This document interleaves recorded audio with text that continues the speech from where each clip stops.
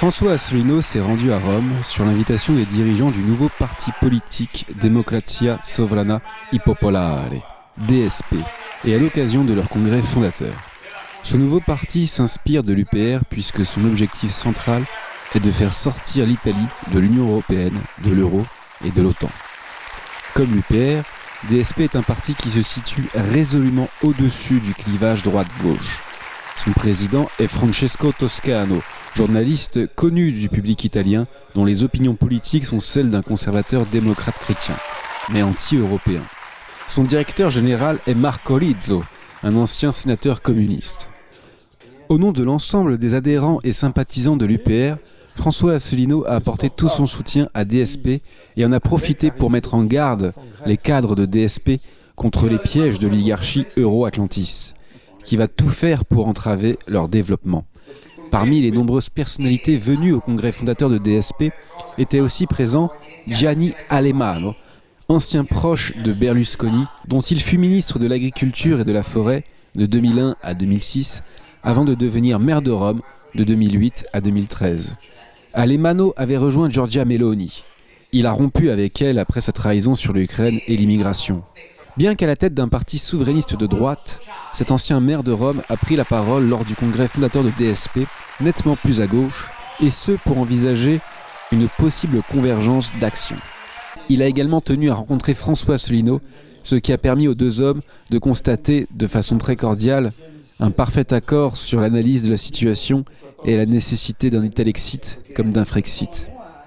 Invité à prendre la parole devant l'ensemble des congressistes, François Asselineau a souligné que le grand danger de notre époque est de voir les européistes tenter de forcer le destin en imposant une Europe fédérale et la disparition des États souverains d'Europe. L'UPR et DSP ont au fond le même objectif. Les Français comme les Italiens veulent que vive la France et que vive l'Italie. Je vous prie de m'excuser de ne pas pouvoir parler dans la langue de Dante, mais je voudrais remercier Francesco Toscano et Marco Rizzo pour leur invitation à participer à votre congrès fondateur, qui m'impressionne beaucoup, à la fois par le nombre et par le dynamisme que vous représentez tous, et je vous en félicite. Ce n'est bien sûr pas seulement moi que M. Toscano a invité, c'est le président d'un parti politique que j'ai créé il y a 17 ans, l'Union populaire républicaine, pour appeler les Français à se rassembler au-dessus du clivage droite-gauche afin de sortir de l'Union européenne, de l'euro et de l'OTAN. Au-delà de moi, ce sont les plus de 20 000 adhérents de notre mouvement et les plus de 330 000 électeurs que j'avais obtenus lors de l'élection présidentielle française de 2017 qui sont ainsi représentés. Vous avez devant vous quelqu'un qui est caractéristique de la prétendue démocratie française actuelle, puisque sur Internet, notre chaîne de télévision UPR TV triomphe. Nous avons en cumulé plus de 92 millions de vues et mes vidéos sont souvent vues par plus de 500 000, 800 000, 1 million de Français. Je suis le responsable politique le plus suivi sur Internet. Et néanmoins, depuis 2 ans, j'ai eu 0 heure, 0 minute et 0 seconde sur toutes les chaînes de radio et de télévision françaises. Au même moment, on explique que le prochain président de la République française sera M. Édouard Philippe, ancien Premier ministre. On explique qu'à force de sondages, c'est l'homme politique préféré des Français. Or, si vous regardez sa chaîne de télévision sur YouTube, il atteint péniblement 67 000 vues cumulées, c'est-à-dire 1500 fois moins que moi. Alors, j'ai une mauvaise nouvelle et une bonne nouvelle à vous annoncer pour votre congrès fondateur. Là, je vais commencer par la mauvaise nouvelle, bien sûr. La mauvaise nouvelle, c'est que le combat que vous menez, qui est le même que celui que je mène, est un combat difficile puisque nous nous heurtons en fait rien moins qu'aux États-Unis d'Amérique et à l'État profond américain, rien moins qu'au Forum de Davos, rien moins qu'à une oligarchie euro-atlantiste qui prétend diriger le monde. Ça n'est pas rien. La mauvaise nouvelle, c'est que, par exemple, Nigel Farage a mis 27 ans entre le moment où il a créé UKIP et le moment où le Royaume-Uni a procédé au Brexit. La mauvaise nouvelle, c'est que j'ai créé ce mouvement politique en France il y a 17 ans et que, comme en ce moment, nous avons de plus en plus de gens qui nous rejoignent, eh bien, nous faisons l'objet d'une censure absolument féroce, sans parler, évidemment, de la diffamation permanente. Mais lorsqu'on dit que nous sommes complotistes, je réponds non, nous ne sommes pas complotistes, nous sommes les adeptes de René Descartes, le plus grand philosophe français du XVIIe siècle, qui voulait soumettre toute information au doute et au crible de sa raison. En fait, nous ne sommes pas complotistes, nous sommes cartésiens. Je voudrais remercier ici le journaliste que j'ai vu tout à l'heure qui a bien voulu me citer, Francesco Amodeo, qui rappelait que lorsque j'étais candidat à l'élection présidentielle en 2017, j'avais présenté un magazine qui prouvait, c'était sa couverture, que la CIA avait été à l'origine de la construction européenne. Et je voudrais préciser que suite à cette intervention, effectivement, j'ai été ensuite interdit d'antenne, mais également que le magazine Historia a retiré de son site en ligne le magazine en question, le numéro en question, pour le censurer. Voilà où nous en sommes dans la patrie des droits de l'homme. Sur Internet, lorsque je dis que ça n'est pas la Russie qui a attaqué l'Ukraine, mais que c'est l'OTAN qui a attaqué la Russie, on nous envoie des trolls pour nous expliquer combien recevez-vous de valises de Poutine chaque jour.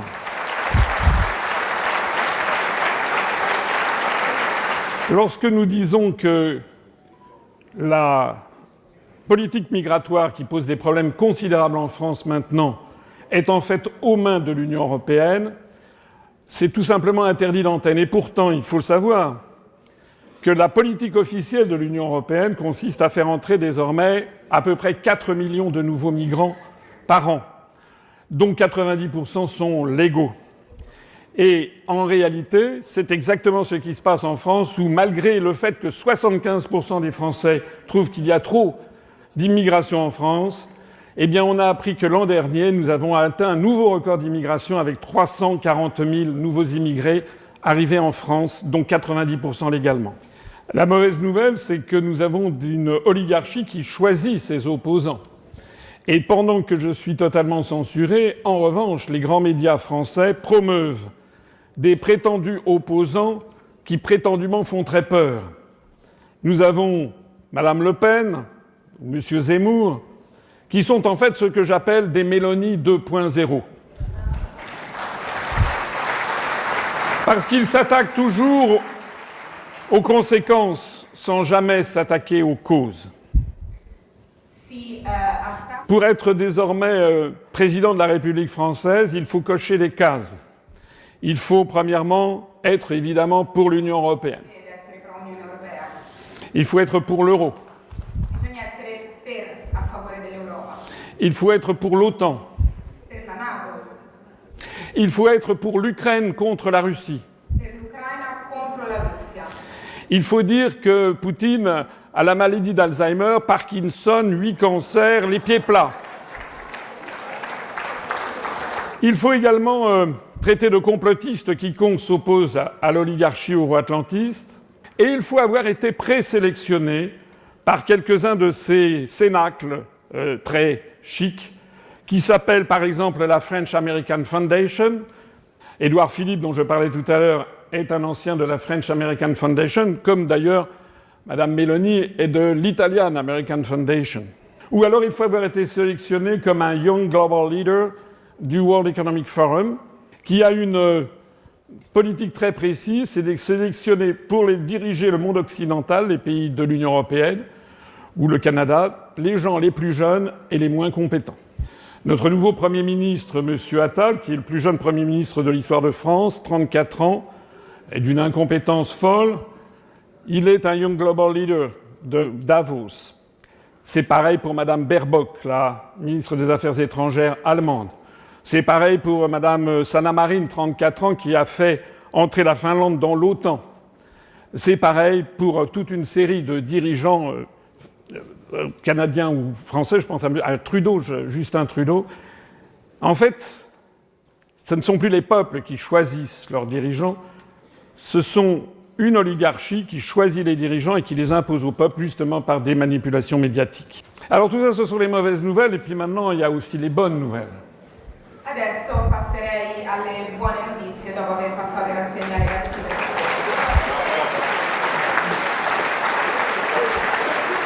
Les bonnes nouvelles, c'est que le système est entré maintenant, je pense, dans sa phase terminale. Parce que toute une série d'événements se sont produits depuis 3 ans qui vont amener à un réveil des peuples, un peu par exemple comme il y avait eu le réveil des nationalités en 1848.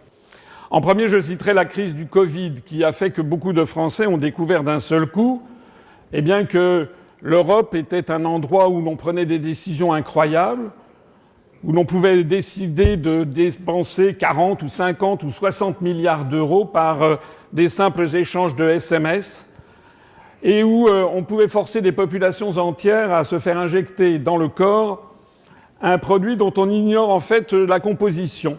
De même qu'on ignore la composition des contrats liant, par exemple, la Commission européenne aux dirigeants de Pfizer, Mme von der Leyen à M. Bourla. Avec la mobilisation de l'Union européenne derrière l'Ukraine contre la Russie, les peuples, en tout cas en France, mais je crois comprendre que c'était aussi le cas en Italie, découvrent que le narratif selon lequel l'Europe c'est la paix n'existe plus maintenant, l'Europe c'est la guerre. Avec la volonté annoncée des autorités de la Commission européenne de faire un Digital Security Act et de réglementer de plus en plus les réseaux sociaux, les Français et les peuples commencent à comprendre eh bien, que la construction européenne n'est plus une œuvre de liberté, de démocratie, mais au contraire pour imposer une pensée obligatoire et bientôt totalitaire. Avec un élargissement qui est maintenant prévu à 10 nouveaux États, y compris l'Ukraine ou y compris la Géorgie, les peuples découvrent que en fait, c'est un monstre qui se développe sans que l'on demande à chacun son avis. En fait, en France, les mariages arrangés sont interdits, mais nous avons marié les Français à des peuples que les Français ignorent, dont ils ignorent tout, et dont les conséquences sont considérables. Si en ce moment la France est à feu et à sang avec nos agriculteurs, c'est parce que nous savons que si l'Ukraine entre dans l'Union européenne, c'est la fin de l'agriculture française. Nous nous trouvons donc à la croisée des chemins. Et ce qui est nouveau par rapport à l'époque où j'ai créé ce parti politique, c'est que désormais, depuis 2 ou 3 ans, de plus en plus de Français se rendent compte que ça n'est plus vouloir sortir de l'Union européenne qui est extrémiste, c'est de vouloir y rester.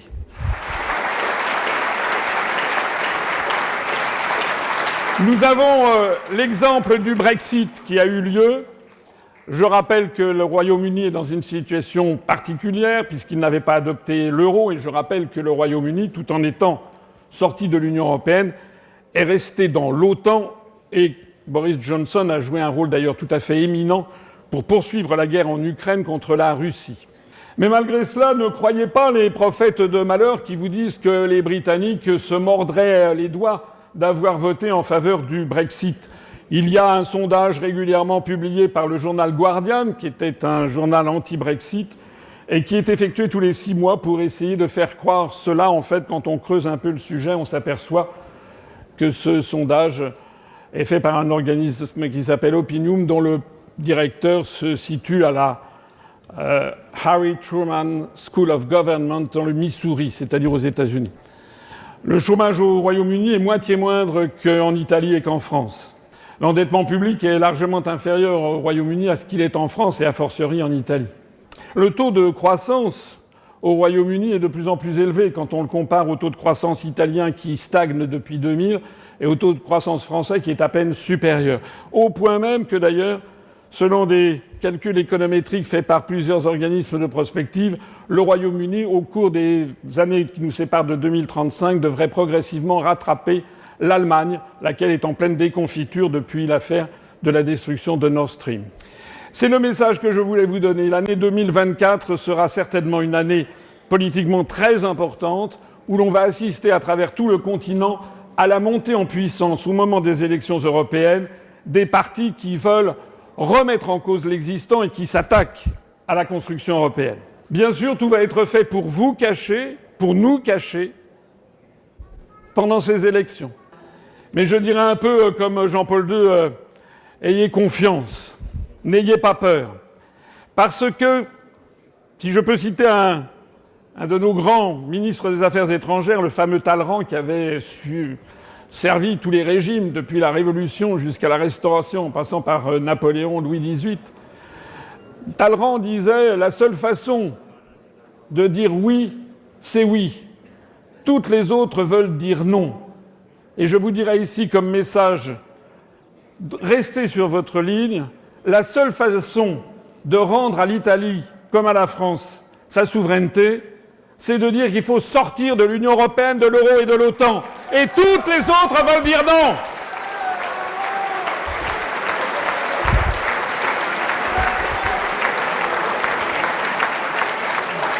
Vive l'Italie indépendante et souveraine.